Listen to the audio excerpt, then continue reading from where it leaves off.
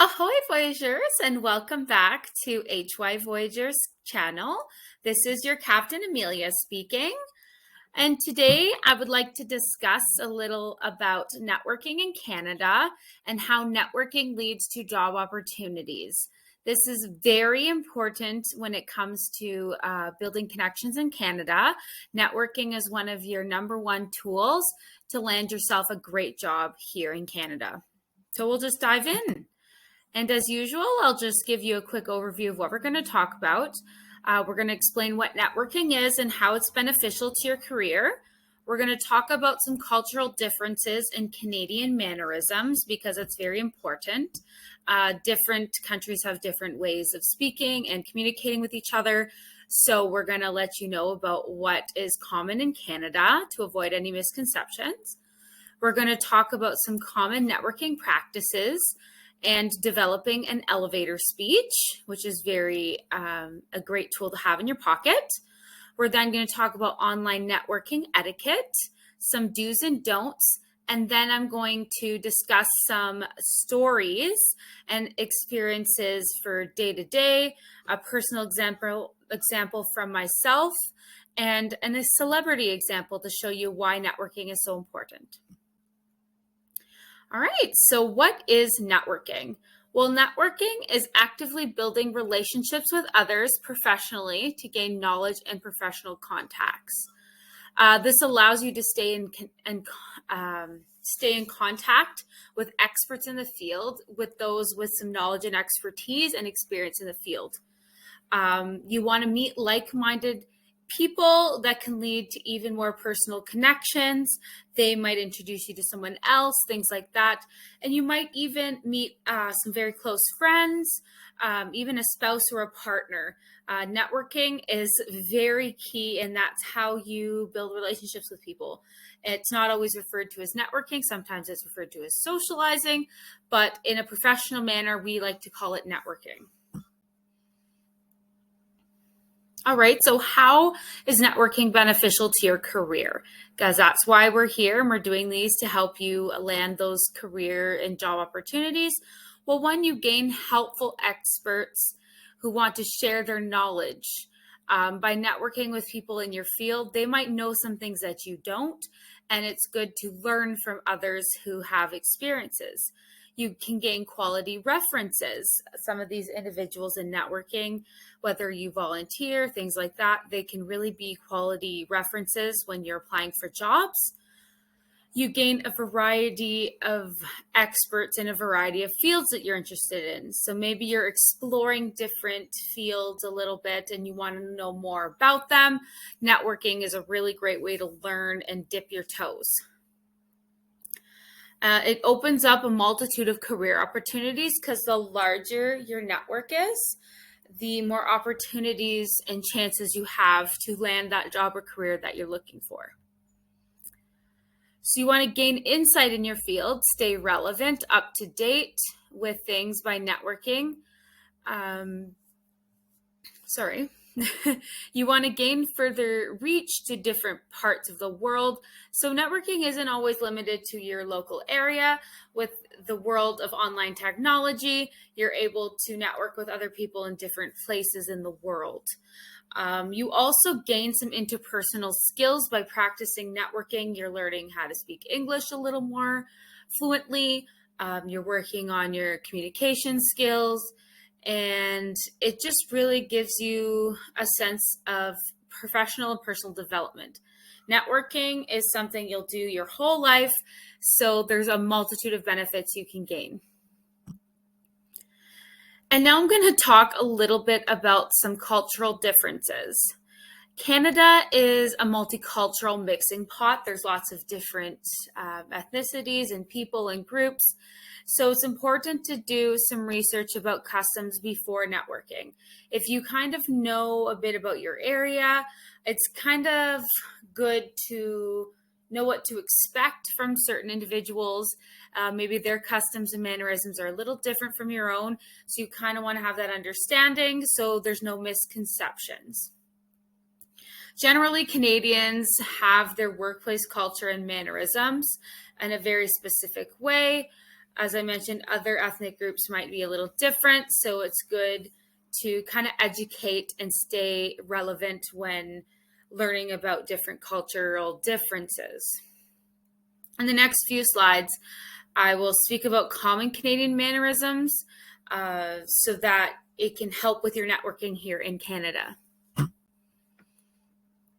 So speaking of Canadian mannerisms, after your first introduction and handshaking, usually you'll come and say, hello, my name is, and you'll say your name, you give a handshake. It is common for Canadians to say, oh, call me by my first name.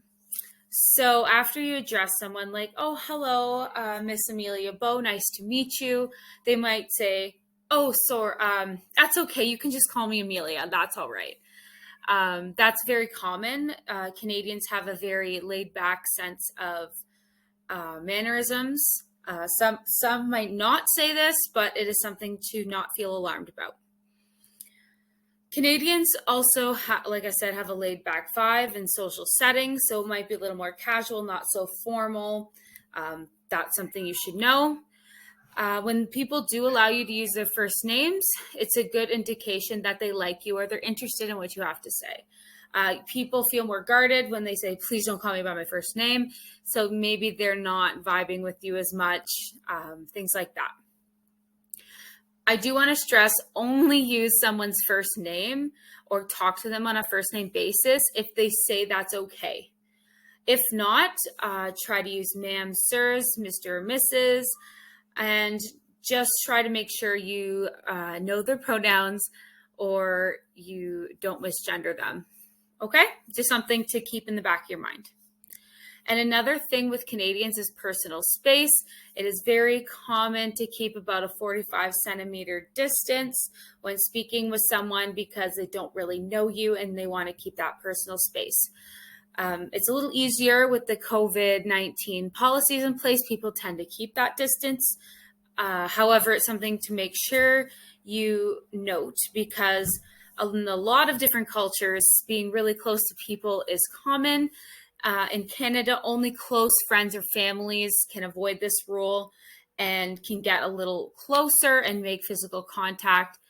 However, when networking setting, you're just learning and introducing yourself to someone, just keep a respectable distance from them. All right, now we're going to talk a little bit more about some mannerisms. When speaking and networking, Canadians love to make silly jokes during conversation, including business ones. So don't feel alarmed when someone makes a joke, and don't be afraid to make some jokes here and there. Just make sure they're safe for work. Don't make inappropriate jokes, sexual jokes, racial jokes, things like that. Keep it safe for work. And when you're conversing with someone and networking, don't pretend to understand what the individual is saying to you. If you really don't understand, just ask for clarification. Canadians are pretty laid back that way. For example, be like, I apologize. Could you please repeat that? Or sorry, I'm not familiar with that term. Could you please clarify for me? Do you mind re-explaining that in a different way? I don't quite understand.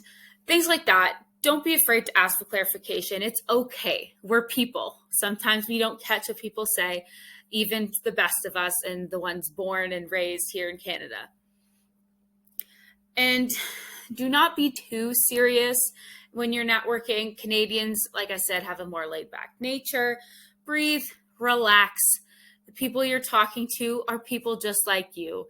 They might just have a little more experience. It's okay. You just relax. People are people. We're human beings. And when you're arriving for maybe a meeting or an interview or a job, anything like that, try to be 15 minutes early for that particular timing. Being more than 15 minutes early is a little strange and might come off weird, or being 15 minutes late is considered being rude. In any instance, if you're going to be late, just let them know. Courtesy is key here. But arriving a little bit early is very common and actually it gives a sense of reliability to anyone and that you really take their time seriously. All right, we're going to talk a little bit now about common networking practices and tips for when you're nervous. When you're networking and you're just starting out, nerves can really get you. I know, personally speaking, even just doing presentations like this, I used to be nervous. However, it just takes practice and you just got to be prepared. It's almost like anything, you need to do your research and understand what you're going to say before you show up. So a good thing to have in your pocket to avoid any nervousness is to practice your elevator pitch. This helps you know what you're going to say and alleviates the nerves of trying to think on the spot. And we will talk a little bit more about making an elevator speech coming up. Like I said, take a deep breath. They're people just like you. They know you're a little nervous. It's okay. Just relax. Take that little breath if you need to, or a drink of water is very common when you're networking. Just take a little drink, have that second to calm yourself down. And become familiar with people through communication. So the more you communicate with these individuals, the less nervous you'll be. Sometimes you just got to give yourself that little push. Often when you show confidence in body language and you smile often, this will trigger your brain to release stress-relieving chemicals, a little bit of science background here, and the mental pressure through muscle memory will be released. So when you show your body that it's okay and you're safe and you're comfortable, it'll start to believe that and alleviate some of that nerves. Another technique to help alleviate nerves can be mirroring. This is a concept where you kind of gauge what the individual is saying and acting, and you kind of mirror those things a little bit to help alleviate that stress, because if they're acting that certain way, then if you do it, you kind of get that mutual understanding. Like I said, Canada is a multicultural and ethnic diverse place, so different mannerisms will be different. And if you're not prepared for that, mirroring is a good practice to obtain that sense of calmness, like you know what you're doing. Just got to learn to adapt with people's personal styles. This takes practice. And always maintain good posture, because that will give you a sense of confidence and your nerves won't show to whoever you're networking with. Key here is to practice. Practice is hard, especially when you're nervous, but the more you do it, the less nervous you'll be. All right. And since I was talking a little bit about body language, we're going to dive into a little bit of body language. So there was a professor who had this communication theory. I don't want to try to pronounce the name. I probably can't. It's right there for you, though. This individual concluded in a study that 7% of information is verbal through talking, like I'm doing right now, but 93% of all the other information is nonverbal. Nonverbal components including tone of voice, how I'm presenting the information, which is 38%, and body language, how I'm moving my body and making connections. That is over 55% of how people observe communication. So it's less about what you say, but more about how you're saying it. If you're nervous and you kind of don't know too much, but if you say it with confidence and you have good body language, people are bound to believe you and be engaged with you. I don't suggest lying if you don't know, but if you're nervous and just extruding, like presenting like you're not nervous, can really give the person a sense that you're not nervous, and then everything's great.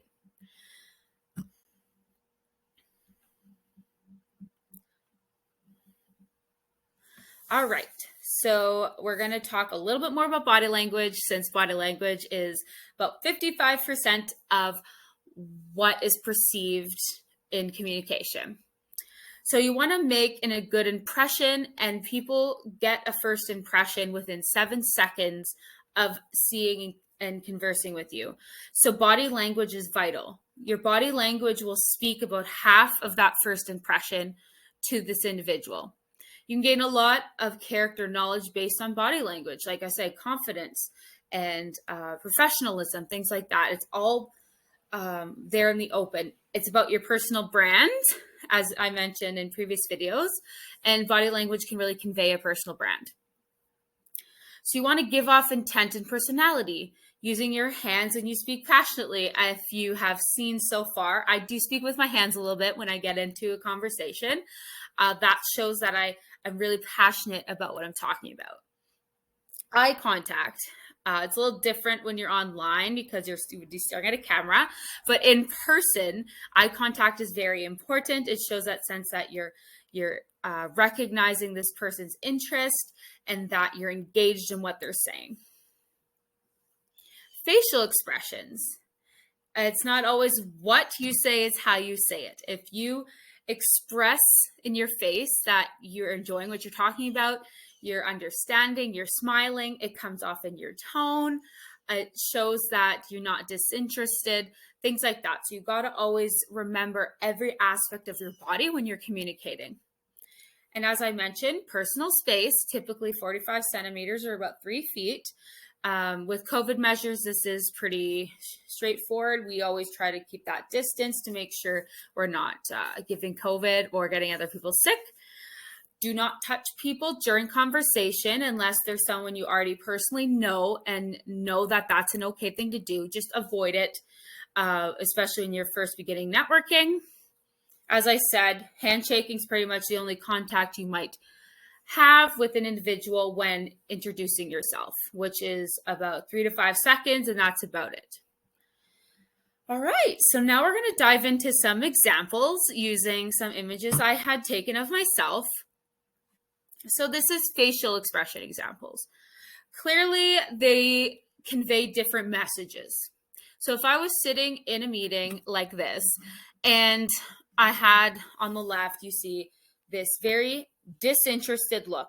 I don't have a smile. I kind of look like I'm staring blankly at someone, like whatever they're saying is boring me. That's something you don't want to do. But on the right-hand side, you can see I have a smile. My eyes are engaged. I have some light behind my eyes. My eyebrows are raised. I look more interested and engaged in what that person is saying. So just being aware of how you look. Sometimes practicing in the mirror is very important before you go networking. So maybe you have what the Canadian term is resting bee face. I don't want to say the word, but when you have that resting face of disinterest, you want to maybe practice not conveying that. So doing practices in the mirror is a very good strategy. This is another one where you can see a little more of my body and my posture. So on the left-hand side, you see I have a smile. My hands are kind of like on the table, but my posture is up. I'm engaged. I'm listening to what this person has to say.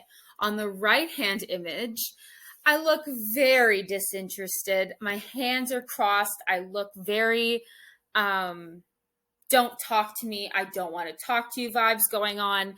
I have this scowl on my face. My head's tilted. My shoulders are shrunken forward. I have this whole posture of don't approach me. Don't talk to me. I don't have time for you. This is not good body language compared to the other where I'm standing up straight. My arms are there and I'm just like ready to talk. Here's some more full body images here as examples for body language. You can see there's different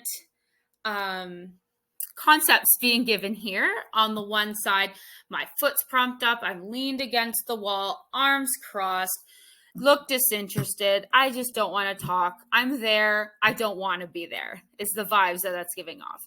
In the other image on the right-hand side, you can see my hands are politely held in front of me. I'm standing up straight. I have a smile.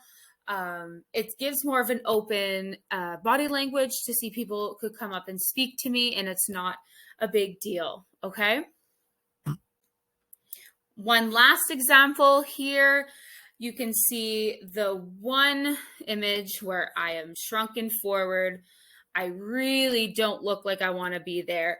I look tired. I don't want to talk to nobody. That's the vibe coming off there. On the other hand, on the other image, you can see I have more of a confident posture. I'm open to talk, but I'm also happy and willing to converse with someone. So the reason I showed you all these examples is because different body postures and languages, the way my arms are, my head, my legs, your whole body speaks a message. So you can clearly tell through these images whether I'm disinterested and don't want to talk versus I'm open and willing to have a conversation with someone.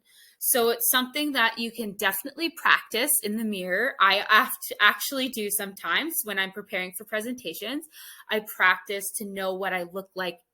I even sometimes have someone record me practicing like an elevator speech or something just to see, because sometimes you might not realize what body image you're conveying until you see it from a different perspective. So these are definitely important skills to learn, because body language is 55% of how people perceive you right away. So you want to give off the best impression possible. All right, and now I'm going to just talk a little bit about some instances of formal networking versus informal networking and what kind of things to expect. In a formal setting, this is more of a business meeting, discussing strictly business things. Usually you'll have paper trails or documentation of these interactions.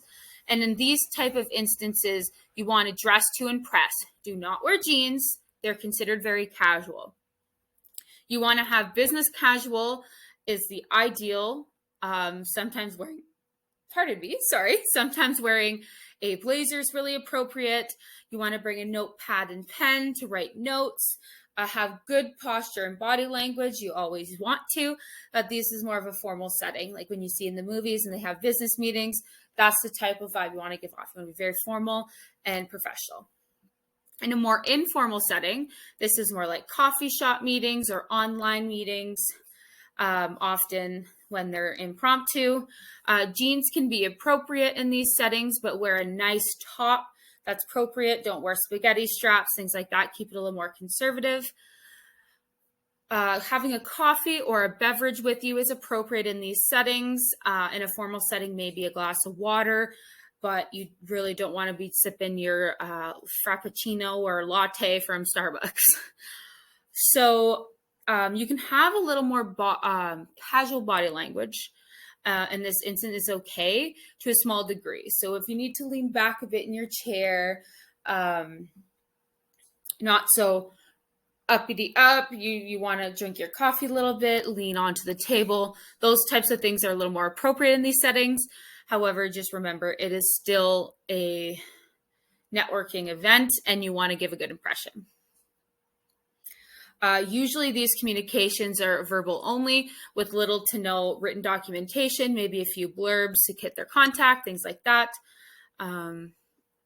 If attending someone's home, like they invite you to their home for dinner or something to just talk, a small gift is customary in Canada. If it is like a dinner meeting where you're having dinner and talking, a nice bottle of wine is common, nothing too fancy, just a little token to appreciate the invitation.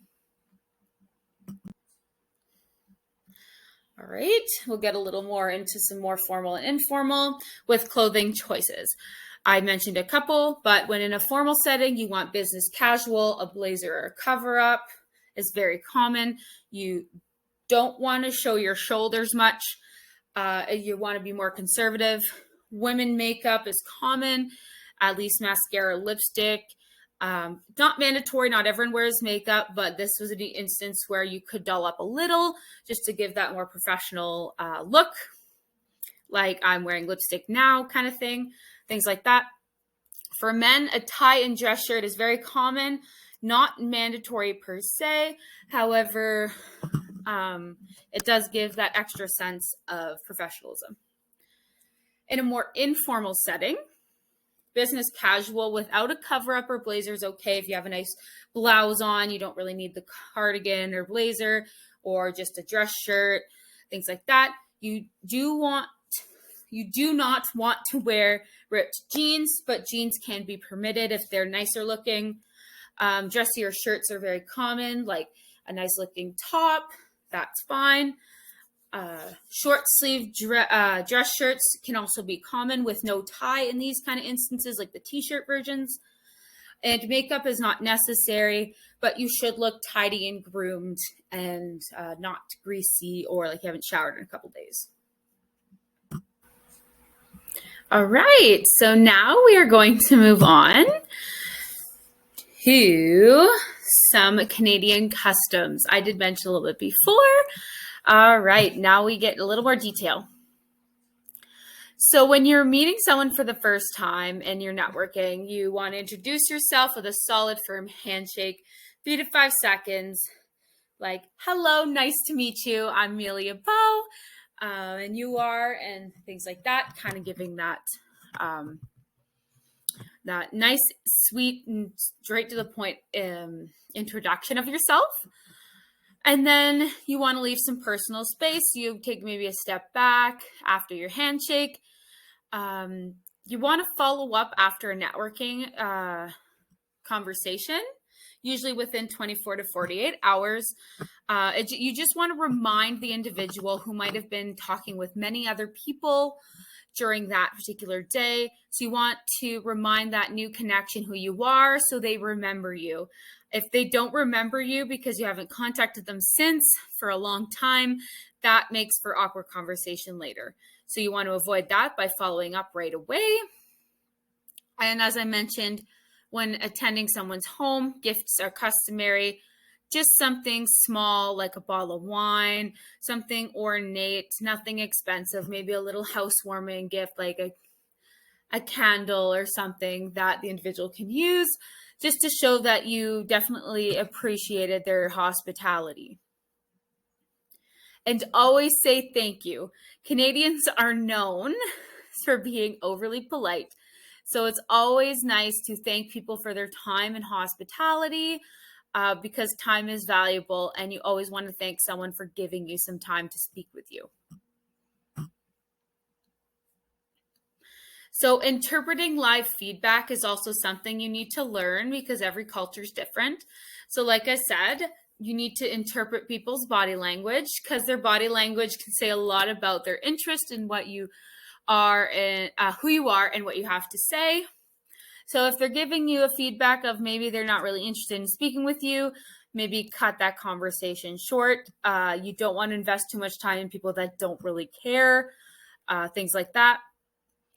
Smiling and giggling doesn't always mean negative if you're an international student, and even Canadian citizens, if they stumble over their sentences, playing light and things like that, or if you misspeak and fumble your words, Canadians might giggle or laugh slightly. It's not malintent. It's just a way that Canadians cope with awkwardness.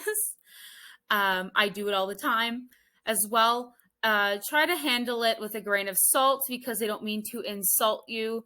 It's just a Canadian thing. It's not personal. Just kind of brush it off. It's going to be fine. It happens. Changing in tone. So the tone and energy slows or drops. Usually this means disinterest and they just want to get you to stop talking to them.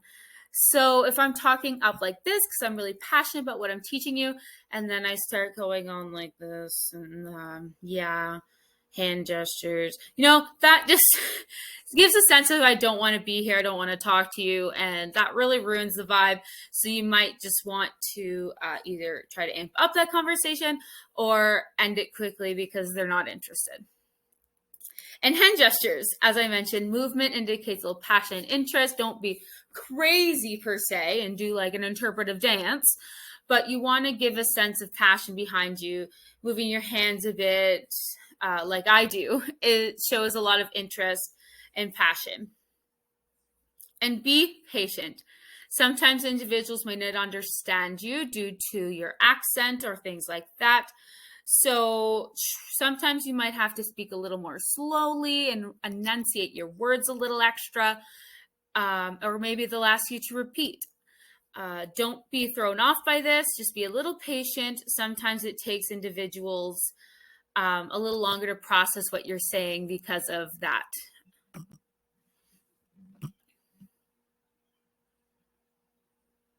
All right, and now we're going to talk about elevator pitches. Yeah, so elevator pitches. I mentioned this a little bit before. Essentially, an elevator pitch is a short 1-minute synopsis of your background, experience, and purpose. So in a professional setting, this is really nice to have because you can sum up everything you want to say or convey to a networking connection that you want to make within a minute. It's called elevator pitch because it's supposed to design to give in an elevator when you just meet someone and you're getting off soon. So you want to say things about you, who you are, what you do, and what you want to do, if you're job hunting, things like that, or are doing currently. These types of elevator pitches you want to practice all the time in the mirror. Make sure you get your body language, facial expressions, practice what you want to say so you don't get stuck and tongue-tied when the instance comes where you can use it. Often you should have business cards ready if you have them for this type of networking interaction. As I mentioned, good body language is ideal. And you want to use the acronym KISS. I like to use. Keep it super simple. It is a 1-minute blurb about yourself, and I will just give you an example coming up in the next slide. So this would be an example of an elevator pitch I might use in the future. Hello, my name's Amelia Bowe. Nice to meet you. I'm a Laurentian graduate and I'm currently working for HY Voyagers. Our company is Canadian and women-owned. We focus on assisting international students and immigrants coming and staying in Canada, whether it be immigration, language training, career coaching, and more. My goal is to help people and change lives, even through small actions. I want to give back with my ideas and driven work ethic. I want to grow and develop as an exceptional leader. Straight to the point, I conveyed who I am, my little bit of my background, where I'm working, and what I want to accomplish in my career. Pretty straight forward to the point. It is KISS, keeping it super simple. Now we're going to talk a little bit about networking etiquette on things to remember online. When communicating online, you need to really make sure your grammar, spelling, and punctuation is on point. You can convey unprofessionalism or a lack of detail based off these things. I've learned that the hard way sometimes. So it's something to keep in mind. You want to stick to facts, don't embellish, and don't lie. You want to be kind. Invite people to video conversations. That is completely appropriate. Join online networking events. These are great places to communicate with others. Stay transparent. Don't make a front or be fake. Avoid sarcasm. Sarcasm can be taken as a negative thing in networking settings, and sometimes sarcasm can be misread, especially if it's not verbally communicated. So just avoid sarcasm. Remember, it is a professional setting. You still have to be professional. Avoid touching your face a lot. That makes it look weird. As you can tell, that's a little strange. Have a working camera. You need to be people to be able to make that connection with your voice, your name, and your face. Have a professional looking background in calls. I like to have my beautiful puppy photo in most of my professional backgrounds. I know, I just love it. You want to utilize your elevator pitches. That's a great way to introduce yourself during introductions. Avoid monopolizing the conversation. Other people need to talk too. It's not all about you. You got to be courteous that way. Making jokes is appropriate as long as you make appropriate ones. Remember, safe for work. Avoid selling your products and services during networking events. This is not why you're networking. You're not trying to sell product. You're trying to build connections. Remember, the main reason you're networking is because you want to build connections. Dress to impress. Even though it's an online setting, you don't want to be wearing your painting shirt. You want to be looking professional. And remember, you're there to network and gain contacts. Ask for contact information. Make sure you get it. That's why you're there.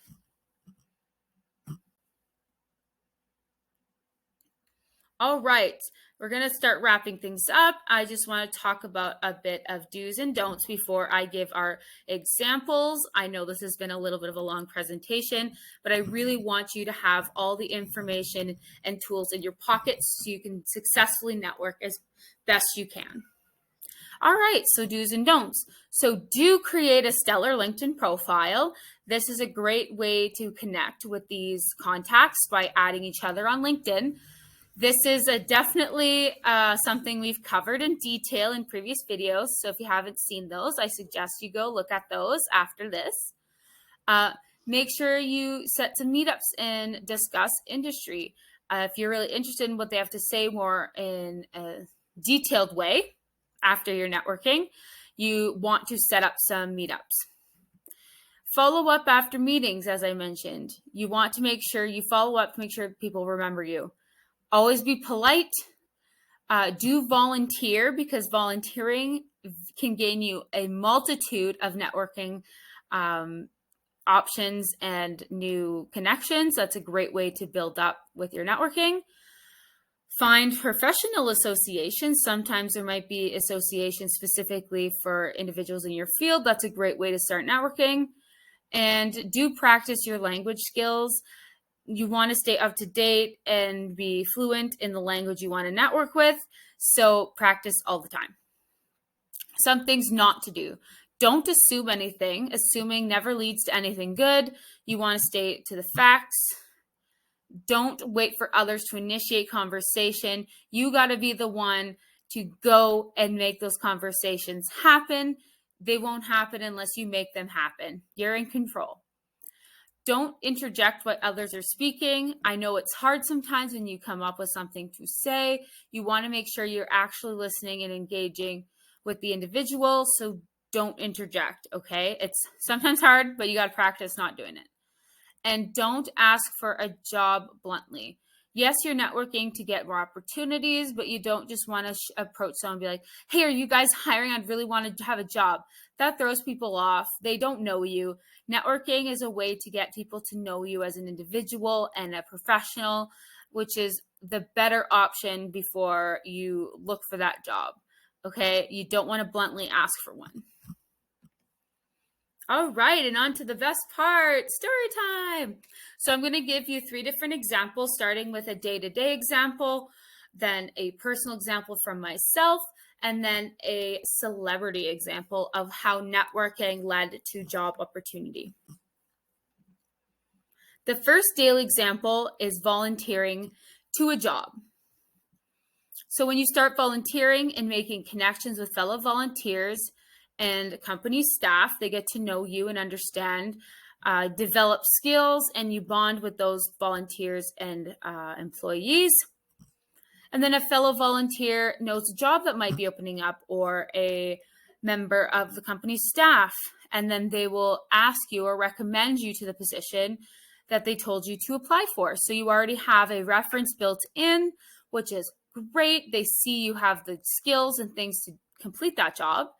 And then sometimes you can gain job interviews based on volunteers or other staff members' recommendations and references, and then you can land those jobs.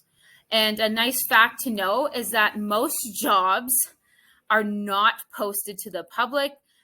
People like to, businesses especially, like to look internally before they post things publicly. So having an inside connection to places can really open up your job opportunities that much more, because they know you and can refer you to those jobs. So that's a day-to-day example. Volunteering is a great way to get a job. All right. And now my personal story. I love to tell this one. So Captain Amelia's story. When I was in university, I decided in 2019, my Christmas was going to be about giving back. I had attended a Catholic residence in my university, but I've grown up Catholic and I have those values. They mean a lot to me, giving back and helping others. So I planned and volunteered myself along with my mother, who helped because we have the same mindset. to make and host a Christmas dinner for Laurentian international students to enjoy free of charge, since they can't go home and spend time with their families. I wanted them to feel a little bit home away from home, because being that far from your loved ones, especially during a time of celebration of family, I felt like they must be having a hard time, and I wanted to make that time a little brighter. That's just who I am as a person.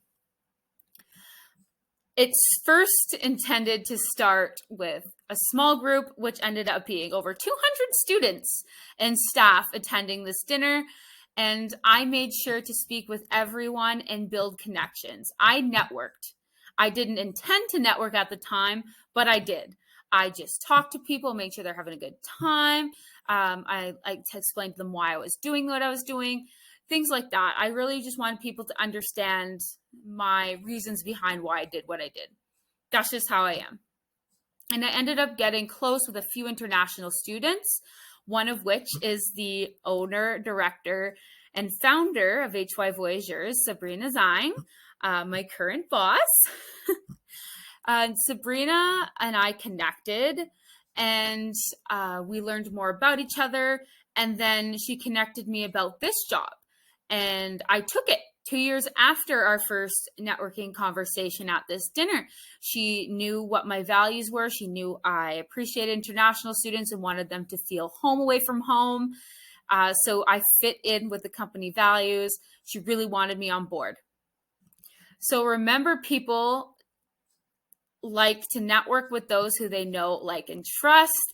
She knew I had good intentions, and I built that trust up from this event. So this event, I didn't intend to get a job from, but it opened that opportunity, which came to me in almost a silver spoon. So I could not help but want to jump on board. So that's another success story about why networking can be so important. And now I'm going to end this quickly with a celebrity example. I don't know if all of you know, but there's a famous celebrity comedian named Jimmy Fallon. He's a famous comedian and actor. His net worth is $60 million right now, and he gets a salary of approximately $16 million a year, which is very successful. And this all came from networking. So he was a computer science major in Albany's College of St. Rose. He performed comedy for fun in clubs due to his interest in the industry. And during his internship at school, his boss passed on his audition tape to a friend in the entertainment industry who was an entertainment agent, Randy Segal. Segal knew a lot of people in the industry on SNL, which is Saturday Night Live, one of the most famous nighttime comedy sketch shows. And that team gave him the opportunity to have 2 auditions for the show. And on the second one, he was hired as a member in 1998, which was a great, great networking success just there alone. But it doesn't end there. And as he was going through SNL, through networking during filming and after parties, he specifically made sure he attended to build great professional networks with other key players in the industry. He would go make the time to network with all these people. And through consistent networking, he eventually landed the late night show and then moved on to land the Tonight Show. These are all because of networking. He just went out, talked to people, spread the word, and eventually it worked in his favor because he built such large connections, network got larger, more opportunities funneled in for him. So yeah. Thank you so much. I know this was a little long video, but I really want to stress the importance of networking. It can lead to a multitude of opportunities for you. I'm a success story, Jay Fallon's a success story, and eventually I want to hear your success story. If you do have a success story, I would love to hear it. So please send us a message or comment us below. We would love to share that with our Voyagers out there. Every success story can be inspiration for the next success story. Again, we have our comments section, excuse me. Comment, like, subscribe, hit the bell. You know what to do. And please look at our previous videos if you haven't seen those already. We have great resources for you there. And I hope you all have a wonderful rest of your day and that you enjoyed this and pull a little bit out of here so you can build your networks. Have a great day and bon voyage, Voyagers!